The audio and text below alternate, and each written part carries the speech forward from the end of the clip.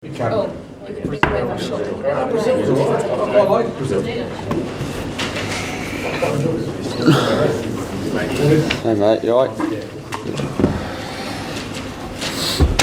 Hey Dave, how are you mate? But we were talking about him last week. We'll finally, won't we, hopefully, get to see him on Saturday, Ruaridh McConnochie. How excited are you at the prospect of seeing him out for England, but also seeing him in probably quite a hostile atmosphere? You might learn quite a bit about him. Yeah, look, I think it's a great opportunity for Rory.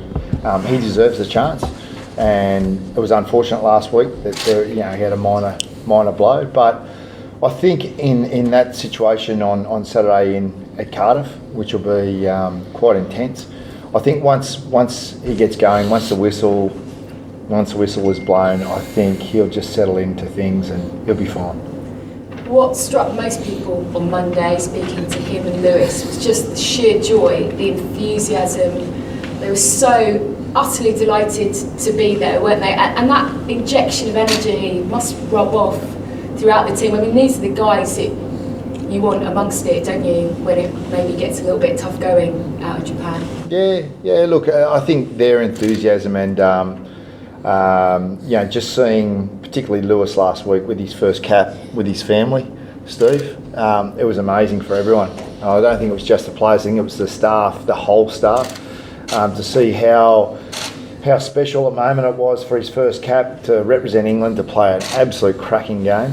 And then the joy with the families. It was who have sacrificed so much for those players to get their first cap, so it was pretty special.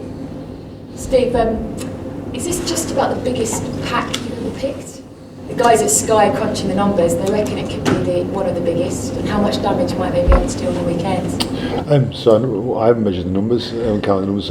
I think we've got a real good blender. We know we set out at the start with this 4-game strategy, make sure we've got the right blend through the 4 games, the right amount of minutes through the 4 games, and that's what we're trying to work to. We're obviously adapting as things come along, but it's the right pattern, we feel. And 2 hookers on the bench?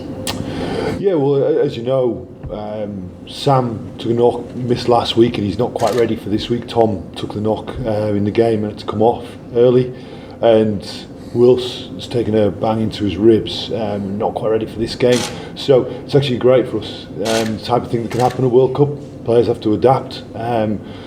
We've got 3 very, very good hookers, and Jack to operate as a utility forward there. Great opportunity for him and great opportunity for us to adapt. I know Tom Curry was having a scan, wasn't he, on his shoulder, I think Monday. What was that revealed in that? And when might he be available? Yeah, nothing serious, and all 3 of those back rows are going well. Out running yesterday and progressing really well. So hopefully Tom will be available next week. And Slade, any update on him? Yeah, day by day improving. All been well, and obviously those kind of injuries you are looking day by day, but should feature potentially against Italy if he continues to work as well as he improve as well as he has. And George, how's the mood shifted since Monday? Because there must have just been kind of a sense of relief, and you look around the camp now and you're amongst everyone who's going to a World Cup. That must have changed the mood a bit. Yeah, well I think Sunday gave us a good feeling. We obviously had a pleasing performance and a result, which we really enjoyed at Twickenham there. Obviously Monday was a big day for us all, so proud moment for us all. Massively honoured to be named in that 31, but I think from there on in it's been back to work. Tuesday we understand the challenge we've got ahead of us this week, particularly off the back of Sunday and where we're playing this week as well. So it's another great opportunity for us. I think we got Monday out of the way and we're back at it to try and get better this week.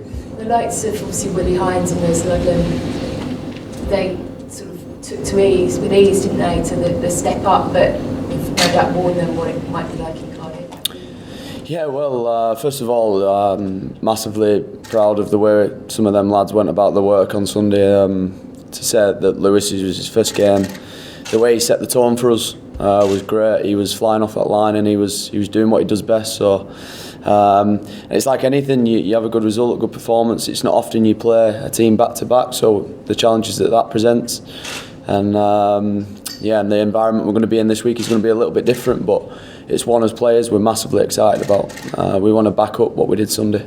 Just finally, very quickly, Watson, was he always going to be rested in this game? You're just easing him back in. Yep. But you were pretty pleased with how he went, and he's had no reaction at all from... No.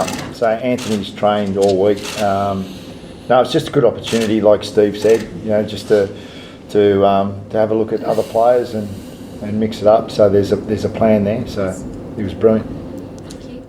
Steve, how important to keep a degree of consistency of selection and have 12 of the same 15 for the second match of this pair against the Welsh? Well, as I said, and we said the same last week, over these 4 games we've got over this period of time, we have a plan in mind of what we want to do with the number of minutes and the players and the combinations. We want to work together. Obviously, you've always got to be a little bit fluid. You've got to be able to adapt to things that come along, but we've got a plan and we're working towards it. To have Maro Itoje back as part of that process, wonder what Maro might be bringing in from recent days to come, but weeks and months as well down in Japan. It's brilliant. We've got a lot of strength and depth in that position, lots of competition, and which is great, and that's what we want throughout the whole squad. And I think as you look across after day one, I think you see it. What do you make of Wales from what you've seen so far and ahead of this weekend? Again, keeping a relatively consistent sort of starting 15 bar a couple of changes. Well, I think in games like this, this kind of period in preparing for a World Cup, you're not quite sure what each team is doing in terms of their preparation. So the only thing you really focus on is what you're doing, and you don't know what they're doing, what loading they've got. So you concentrate on us, and that's exactly what we're doing. George spoke about it Tuesday, straight back to work, straight back into it, and how we can improve from what we did last weekend. And how would you assess the cohesion in this camp and the togetherness from what you've seen so far, and how much more improvement there might even be in that regard in the coming weeks? I think it's something it's very strong. I think the players do a tremendous job working hard together. They spend a lot of time together off the field as well as on the field. It's always something you want to keep building, and you will build it all the way through the preparation period. George, Dan Bigger gets the nod this time with Gareth Anscombe now out for the World Cup. You know Dan pretty well. What would you make of him as a player, as your opposite number at 10? Yeah, well, like Steve said, we're not too sure of what the opposition are going to present, how they're preparing. Obviously, he's a very good player, but I think the focus for us again this week has been on how we can get better from what we did on Sunday. Obviously, lots of positives to take from that game, but we feel that there's areas of growth that we can show again on Saturday in our own aspects. So I'm pretty sure that by the time kick-off comes at 2:15 Saturday, it'll be trying to put our best performance out there as individuals in the team first, and not waiting. We want to go and attack this game again. We spoke about in-game management post-match on Sunday and how much that seemed to evolve when things got a little tough in the second half. What else then do you feel you can continue to improve from what you just said? Yeah, well, that thing there is a continual work on. I think for us it's not something that you do once and it's done and dusted. It's something you've got to keep alive every week and keep on improving. In terms of other aspects, look, we want to have more energy defensively especially. We want to try and take that to the next level, and we can see that through things like getting off the line and the way we chase things down. So that'll be a big marker for us. And then apart from that, really, is to keep building the cohesion in attack. Really, keep building the combinations, keep trying to stress Wales in different ways. Again, we don't know which way is going to work best until we get out there on Saturday, and we've just got to be able to adapt. And it is England's one away game in this warm-up sort of package, so how important again just to go to a tough place as well and test that ahead of Japan? It's brilliant for us. Honestly, it's brilliant for us as players to be challenged like that, to come up against a strong opposition. It's going to be great for us, so we're going to try and make the most of it this weekend when we're prepared like that.